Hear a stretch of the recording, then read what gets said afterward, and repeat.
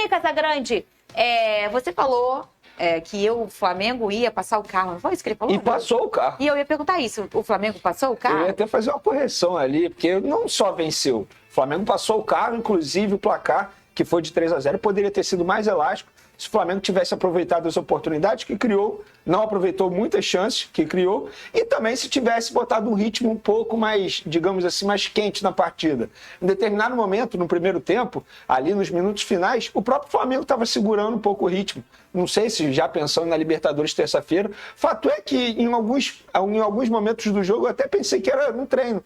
Não foi um treino aberto à torcida, porque de fato o Flamengo comandou o jogo inteiro. Óbvio, o Nova Iguaçu teve algumas chances ali, o Rossi teve que fazer algumas defesas, inclusive finalização fora da área, mas assim, nada que assustasse o Flamengo. Acho que o Flamengo teve todo o comando da partida e mereceu vencer, e repito, 3-0 ainda saiu barato para a equipe do Nova Iguaçu. O Flamengo teve a oportunidade de matar a final do Campeonato Carioca, mas mesmo assim, não vou dizer que tem uma mão na taça, não. São as duas mãos já na taça, já pode gritar é campeão, porque eu não vejo o Nova Iguaçu revertendo esse placar. Ô Pedrosa, e pelo lado do Nova Iguaçu ainda nessa partida, você acha que o Nova Iguaçu não fez uma boa partida, ou você acha realmente que é uma diferença técnica das duas equipes? Boa tarde, Fernanda, Vini, galera de casa. Eu acho que ficou muito claro o nível do Flamengo para o Nova Iguaçu. O Nova Iguaçu, a todo momento, quis jogar, tentou jogar, como vem fazendo no campeonato inteiro. Eu até vi uma galera falando assim, o Nova Iguaçu deveria ficar se defendendo. Eu discordo, porque o Nova Iguaçu chegou até a final do campeonato dessa forma, inclusive eliminando o Vasco, ficando à frente de Fluminense, à frente de Botafogo.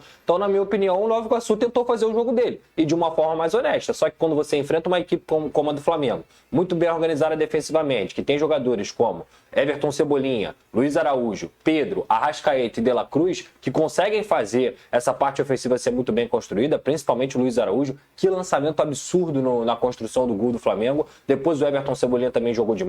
O Pedro, como a gente estava conversando aqui em off, foi para mim o craque do jogo e é o craque do campeonato com a camisa do Flamengo, a verdade é essa. Então é um time muito superior tecnicamente, que fez uma boa partida, também estava num grande dia. O Nova Iguaçu, ele poderia fazer alguma coisa se o Flamengo tivesse num dia ruim. Só que isso não acontece há muito tempo dentro desse Campeonato Carioca. Então o Flamengo fez o seu dever de casa, superioridade muito bem feita, 3-0, e pra mim é o campeão carioca. Eu adoro times corajosos, e foi isso que o Nova Iguaçu fez durante todo esse Campeonato Carioca. Gente, o que ele tem a perder? Ele já chegou na final, encontra o Flamengo, que hoje é um dos melhores elencos do Brasil. A gente já está encontrando um Flamengo nesse início de temporada, pelo que o Tite fez no final da última temporada, o que vem fazendo também nessa temporada. A gente já vê um Flamengo bem consolidado, bem estruturado taticamente, defensivamente. Acho que era o que o Nova Iguaçu tinha a fazer mesmo. É o famoso o mata ou morre, né? O franco atirador. O que ele tem a fazer é jogar o futebol dele com alegria. E se rolar, rolou. Se não rolar, tava na final, ô Vini Casagrande. Não, eu entendo o pensamento de vocês, mas vou discordar apenas em um ponto. Eu acho que em determinado momento o time ele precisa entender qual é a fragilidade dele. E o Nova Iguaçu se jogou desse jeito, achando que ia vencer o Flamengo. Assim, lé do engano. Porque a verdade é o seguinte, em determinado momento você precisa mudar sua postura. Entendo o Pedrosa que o Nova Iguaçu chegou até a final com essa postura, mas quando enfrenta um time com uma discrepância muito grande nível técnico, que é o caso do Flamengo, eu acho que não custa nada você mudar sua postura e entender que se você jogar um pouco mais defensivo... A questão é, Veni, se você fica se defendendo contra o Flamengo vai achar o espaço e vai fazer gol. O ponto não é nem você se defender, mas eu acho que o Nova Iguaçu ele foi corajoso demais. Entende o que eu estou querendo dizer? Se jogou muito ao ataque. Ótimo, mas a chance de ganhar é menor, pelo menos na minha visão. Mas será que se você chama o Flamengo tão letal... Esquece, vai tomar. Para ter o campo o tempo inteiro, você não ia também tomar? Vai tomar. Não, aí fica a dúvida. Só que assim, o debate é o seguinte, qual é a chance maior de ganhar? Você se jogando muito ao ataque, como foi o Nova Iguaçu, se jogando o tempo todo ao ataque, e como foi o Nova Iguaçu durante todo o Campeonato Carioca. Sim. Mas eles ainda não tinham enfrentado o time do Flamengo. Eles enfrentaram o Menguinho, digamos assim, que era o time da base ali, comandado por Mário Jorge. E o Flamengo, ele é muito letal. E o Nova Iguaçu, querendo ou não, pegou um Flamengo muito mais pronto do que o Vasco pegou naquela ocasião. E o Botafogo pegou hoje, o Flamengo está muito mais pronto. O Flamengo maturou muito nesse Carioca. Eu teria uma postura diferente, entendendo que a chance de ganhar, ou melhor, ter ainda uma chance de jogar na segunda partida, porque agora, com todo respeito ao Nova Iguaçu, não tem nenhuma chance. A grande dúvida é se o Flamengo vai tomar gol ou não nesse Campeonato Carioca, porque até o momento não tomou gol. Mas eu mudaria um pouco a minha postura, não iria tão corajoso assim. Eu entendo você, e a gente aqui tem dois pontos e eu falei, diferentes. Só para ser justo, eu falei sobre isso, por exemplo, quando o Fluminense pegou o Manchester City, que eu achava que tinha que mudar um pouco a postura, no entanto ao ataque. Mal comparando, né? Claro. Mas é assim, basicamente o mesmo nível. Eu me lembro quando eu jogava pique-bandeira, eu não sei se o povo de casa sabe, né? Eu sou muito pequenininha, né? Vocês sabem disso. Sim. Eu sou muito baixinha, mas eu tenho muita velocidade. E às vezes eu pegava um time do outro canto lá, que era só gente grandalhão, que era difícil de passar. Eu pensava, meu irmão, ou eu, ó... Vou pra dentro. Vou igual uma flecha aqui, ó. É o famoso cair atirando. Ou se eu ficar aqui, ó, ai, não vou pegar essa bandeira. Eu não vou chegar do outro lado. Eu gostei da atitude do Nova Iguaçu, achei bacana. Eu acho que o Nova Iguaçu teve até algumas chances. O Rossi trabalhou em alguns momentos. E aí, vamos dizer, num cenário onde o Nova Iguaçu conseguisse fazer um golzinho, aí valeria a pena você recuar e jogar em cima do resultado. Naquela situação ali, eu repito, eu acho que ficou muito clara a discrepância entre o nível de uma equipe e o nível da outra. É o natural, não aconteceu nada além do que a gente já imaginava. O Tite disse isso, afirmou que não vai poupar o time. Conta pra gente, lembrando que o Flamengo joga amanhã. Posso só trazer uma informação em cima dessa enquete aí? O Tite mesmo já falou que não pretende poupar. Porém, tem 2 jogadores que estão muito fadigados na questão da parte física, por conta da data FIFA, que jogaram em suas respectivas seleções. Fabrício Bruno e De La Cruz. Não será nenhuma surpresa se esses 2 ficarem no banco de reservas nessa terça, pela Libertadores, lembrando que é um jogo na altitude também. E o treino de hoje vai definir essa situação. Mas esses 2 estão extremamente fadigados e cansados. Não, você diz pro jogo do Carioca. Não. Eu tô falando eles serem poupados amanhã, na Libertadores. Amanhã? Exatamente. Porque eles estão muito cansados. O Fabrício Bruno, por exemplo, ele fez 3 jogos durante 90 minutos em campo em uma semana. Ainda tem questão de viagem, fuso horário. Tem um ponto altíssimo nessa conversa do Fabrício, que é, além de ter feito uma temporada completinha no ano passado, o Fabrício teve uma lesão grave no nariz e ele enfrentou a questão... Gente, quando você tem um problema de saúde, você também tem problemas com dores. Isso te causa um estresse dentro de você, né? Imagina você sentir dor. Dorme mal. Isso não é normal, né? Isso te leva para uma outra esfera da sua condição física. E ele ainda enfrentou essa questão do nariz nessa competição agora. 90 minutos na Europa são diferentes de 90 minutos aqui no Brasil, né? A intensidade do jogo é muito maior. O Fabrício Bruno foi muito mais exigido do que ele vem sendo exigido dentro do Campeonato Carioca. Porque ele enfrentou Inglaterra e Espanha. Ou seja, ele enfrentou vários dos melhores atacantes do mundo. Então é uma questão que só tem que bater palma pro que esse cara vem fazendo, porque é um baita jogador e vem aguentando isso tudo. Se ele conseguir ser poupado amanhã, eu acho que dentro de um Léo Ortiz que pode substituí-lo, o Flamengo não perde tanto no nível. Responda um rápido que vamos para Marcos Braz. Algum jogador ficou devendo? Eu posso dizer o seguinte, fazendo uma analogia aqui, não ficou devendo, mas não passou na prova. Está em recuperação, que na minha opinião é o Luiz Araújo. Inclusive, eu discordo plenamente. Inclusive, ele não foi bem contra o Nova Iguaçu, embora tenha dado passe ali pro Cebolinha. Eu só vou lembrar uma coisa aqui, até o Pedrosa responder, que eu já vi que vocês vão discordar. Em algum momento em que o Flamengo não acontecia, ele era o único jogador que acontecia. Nessa temporada. Junto com o Cebolinha. Que a gente falava, o Flamengo não foi bem, mas o Luiz Araújo tem que dar mais oportunidade. Mas na verdade, assim, só para complementar a minha opinião. Que o De La Cruz estava no lugar errado. Pois é, quando ele entrava no segundo tempo. Isso. Agora, quando ele se tornou titular, eu vejo que o nível dele caiu. Ou melhor, caiu não. Ele não consegue manter o mesmo nível que os demais jogadores.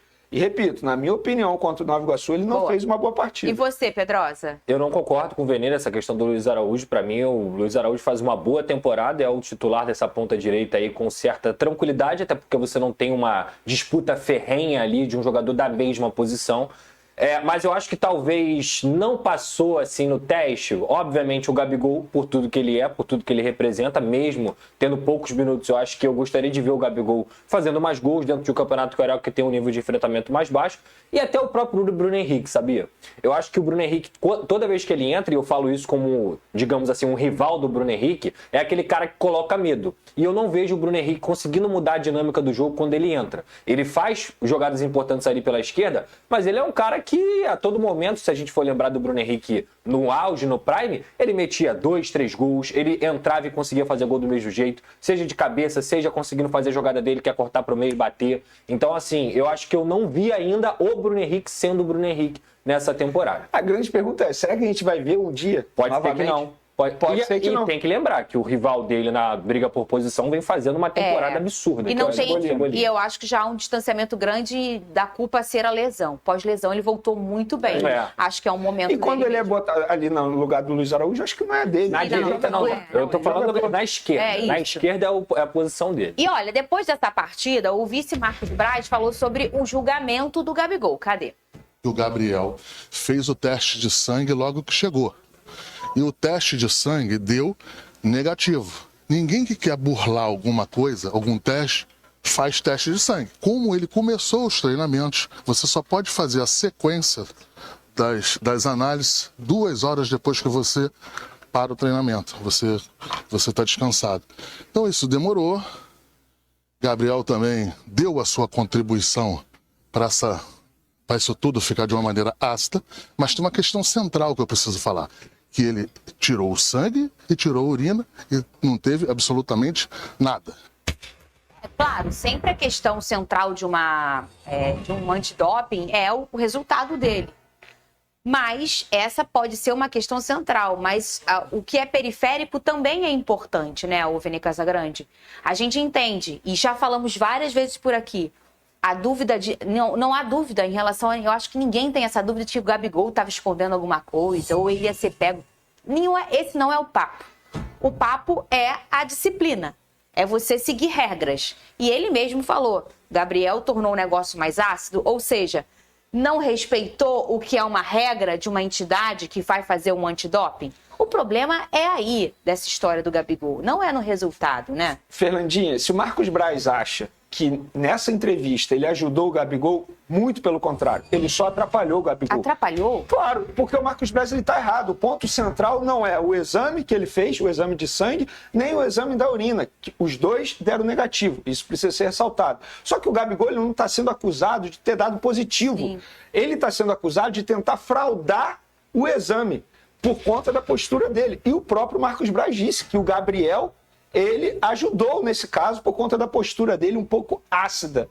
Então, o Marcos Braz, ele confirma aquilo que o Gabigol está sendo acusado, por conta da postura. E, gente, na cabeça de quem está acusando o Gabigol, na cabeça deles, o Gabigol teve aquela postura por tentar fraudar o exame. E é isso que ele está sendo acusado e é por isso que ele foi suspenso. Então, o Marcos Braz, na hora de dar uma entrevista para tentar defender o Gabigol, acho que ele poderia parar, pensar 5 vezes naquilo que ele vai falar. Porque essa entrevista, inclusive, pode ajudar ou não falar, as pessoas, ou não falar nada. Porque lá no julgamento, se eu estou acusando o Gabigol, eu posso usar essa entrevista aí. Ó, o próprio dirigente do Flamengo está confirmando que sua postura não foi legal no dia 8 de abril de 2023.